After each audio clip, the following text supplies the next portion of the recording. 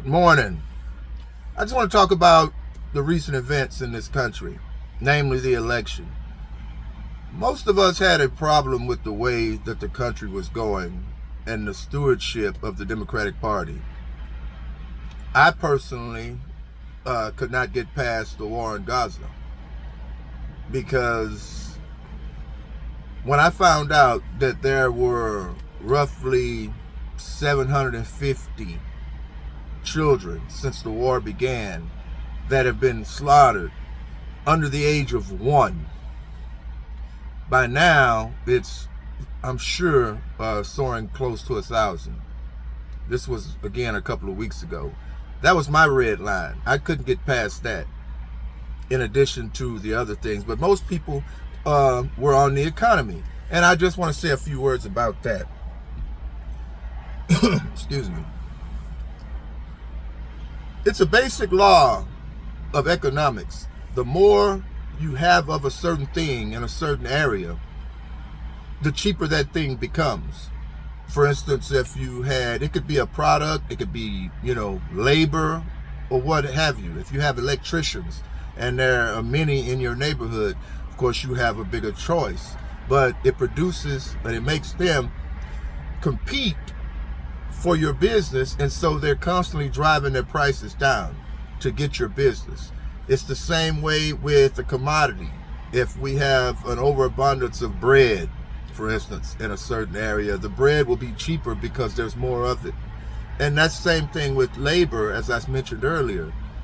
Now, these immigrants, and not immigrants, but illegal immigrants, if they're over competing with you at wherever you might work, whatever career you've chosen, if they're here competing with you for your labor, then your labor becomes cheaper and cheaper and cheaper and cheaper because there's so much of it.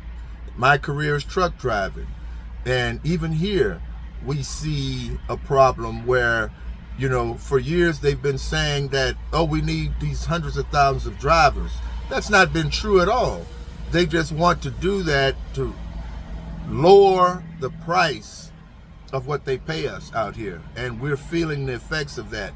So those two moves alone that I feel the Democratic Party sponsored and weren't doing anything about, Trump is going to do something about them. So he has my support on those two issues alone. There are others, and I don't have really time that I'd like to get into that right now, but there are others. And one last note I'd like to add. The Democratic Party had no substance. So what do they rely on? They rely on the star power of celebrities. And they brought these entertainers out. And to me, that was an insult to show their, disdain, for what they think about our intelligence or our intellect.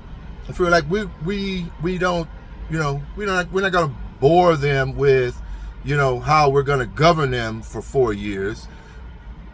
We'll just bring out some entertainers and sing and dance for them. That'll get their vote. It's insulting and demeaning that that's what they think of us. They think so little of us that they could parade some celebrities out here and get our votes. And those things are real telling. But I see that neither side has actually learned the lesson of the election. Because if I look on the news coverage, the war isn't even mentioned. The war in Gaza is not even mentioned. So not only have the Democrats not learned, that's why they lost, but the Republican Party, I think, is learning incomplete lessons from why they won.